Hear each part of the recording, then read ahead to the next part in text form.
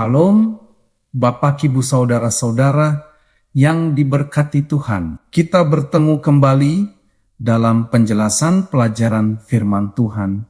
Hari ini, Rabu, tanggal 4 bulan Maret, tahun ke-2026, judul pelajaran hari ini adalah Bayangan atau Wujud. Bapak Ibu yang terkasih, surat Paulus kepada jemaat di Kolose, khususnya kitab Kolose 2 ayat 16 sampai 19 mengangkat pertanyaan penting tentang bayangan dan wujud dalam iman Kristen. Paulus menanggapi tekanan dari sebagian orang percaya berlatar belakang Yahudi yang memengaruhi jemaat non-Yahudi. Mereka mendorong praktik-praktik keagamaan tertentu sebagai ukuran kerohanian. Situasi ini menimbulkan kebingungan dan potensi perpecahan di tengah jemaat. Karena itu, Paulus menulis untuk menegaskan kembali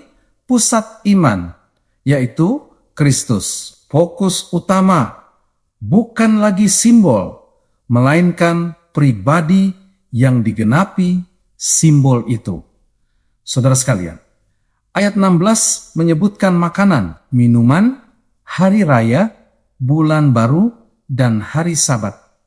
Daftar ini menunjuk pada sistem ibadah seremonial perjanjian lama. Rujukan ini sejalan dengan pola dalam kitab Hosea 2 ayat 11 dan daftar hari raya dalam kitab Imamat ke-23.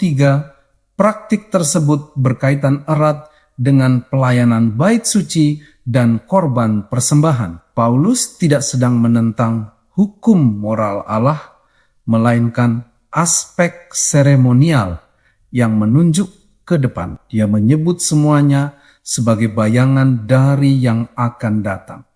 Bapak Ibu terkasih, istilah karena itu pada ayat 16 menunjukkan kesimpulan dari argumen sebelumnya. Dalam kitab Kolose 2 ayat 11 sampai 15, Paulus menegaskan bahwa sunat sejati adalah sunat hati. Kristus telah menghapus surat hutang dosa dan memakukannya di kayu salib. Artinya, sistem simbolik yang menunjuk pada penebusan telah mencapai penggenapannya. Korban Paskah menemukan maknanya dalam Kristus. Sebagaimana ditegaskan dalam kitab 1 Korintus 5 ayat ke-7, kebangkitan sebagai buah sulung juga ditegaskan dalam kitab 1 Korintus 15 ayat 23. Semua ini menunjukkan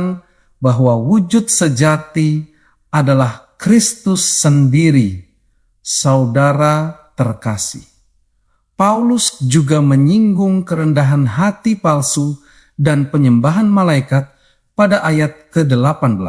Yesus telah lebih dahulu mengkritik praktik keagamaan yang munafik dalam kitab Matius 6 ayat 1. 5, 7, dan ke-16, kerendahan hati yang dipamerkan justru menjadi bentuk kesombongan rohani. Beberapa kelompok Yahudi pada masa itu memang memiliki konsep penyembahan yang melibatkan malaikat. Namun, Paulus menegaskan bahwa jemaat harus berpegang teguh pada kepala, yaitu Kristus. Dari dialah seluruh tubuh menerima pertumbuhan yang sejati. Iman Kristen tidak bertumpu pada pengalaman mistik, tetapi pada hubungan yang hidup dengan Kristus. Bapak Ibu sekalian, ayat 17 menjadi kunci teologisis perikop ini. Paulus menyatakan bahwa semuanya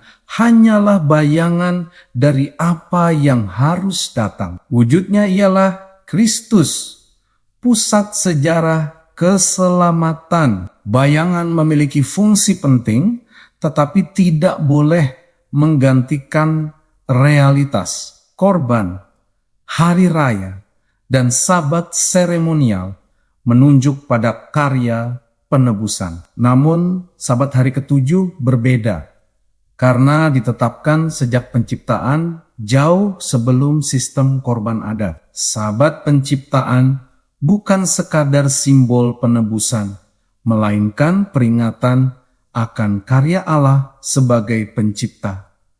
Saudara terkasih, implikasi praktis dari nasihat Paulus sangat relevan bagi gereja masa kini. Dia berkata, "Janganlah kamu biarkan orang menghukum kamu dalam hal-hal tersebut." Prinsip ini mengajarkan agar kita tidak menjadikan praktik lahiriah sebagai standar keselamatan. Kitab Roma 14 ayat 10-13 mengingatkan agar kita tidak saling menghakimi. Sebab setiap orang berdiri di hadapan Allah.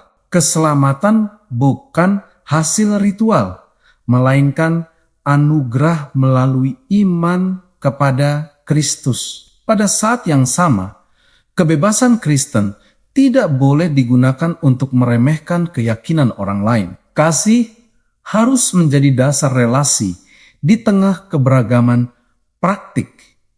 Bapak Ibu, kesimpulan untuk pelajaran hari ini bahwa kitab Kolose 2 ayat 16-19 menegaskan perbedaan antara bayangan dan wujud dalam rencana keselamatan Allah.